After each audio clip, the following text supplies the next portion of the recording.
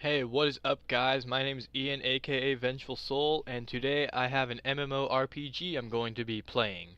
I've decided that for this channel I'm going to be doing Let's Plays until I can get an HD PVR for console games such as Call of Duty and stuff like that.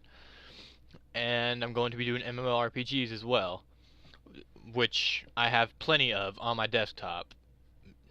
So that should not be a problem at all. Alright, so what I'm doing here is playing Dungeons and Dragons Online, or DDO. And this is based on the pen and paper version of Dungeons and Dragons, which I do play. I don't care. I am a nerd. I actually like the game, so yeah. And they have three different sections of, and when you pick this section, it will give you a list of classes that have the classification that is stated here. There is melee, which have basic fighter classes. They have barbarians, which gain like special abilities with a two-handed weapon, and they get a barbarian rage, which increases their stats temporarily. There's paladins that are like fighters that heal themselves and can heal others, and there are monks, which are very good at hand-to-hand combat. They don't have to use weapons; they use hand wraps. They are just martial arts class, basically, as you can see by him doing that. The next set is spells. In the spells, there are also 5 classes. There is a sorcerer, there is a cleric, and there is a wizard. And there's also these two, but I don't have them, so I can't help you very much with those.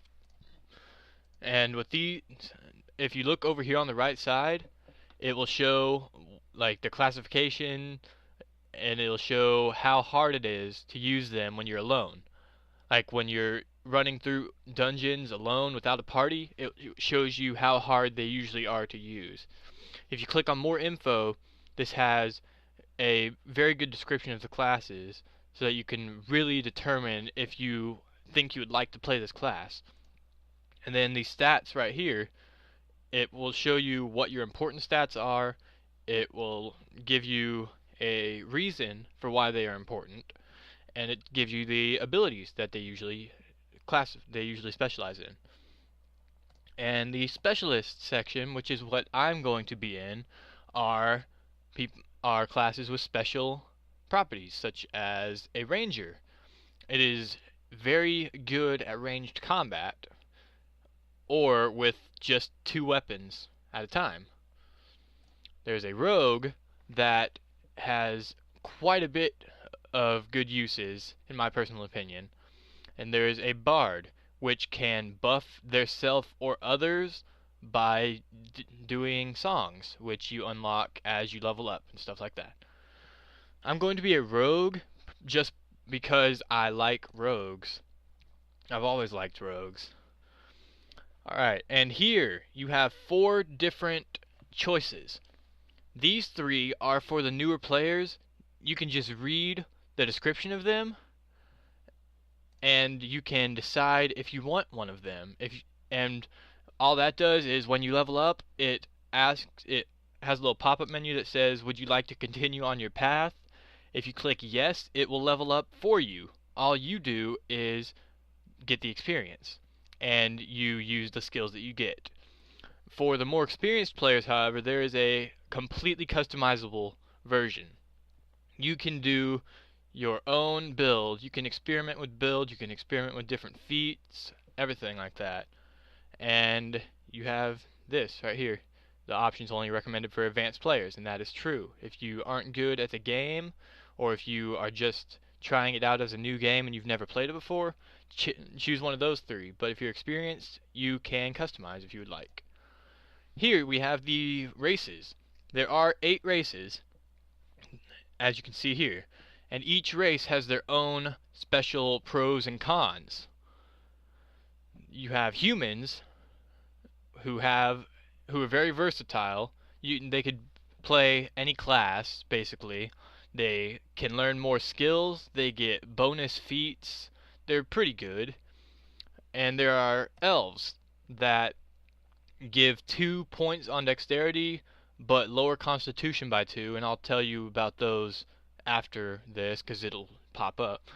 And it has a lot of strength as an elf, but it's also got lower hit points, which is not good if you want to be alone, unless you're just trying to test out an elf.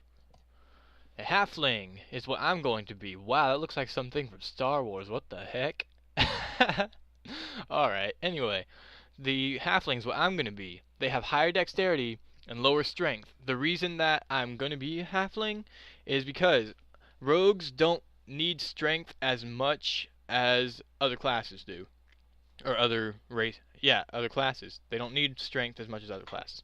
Because there are certain feats that make your dexterity a replacement for your strength, basically.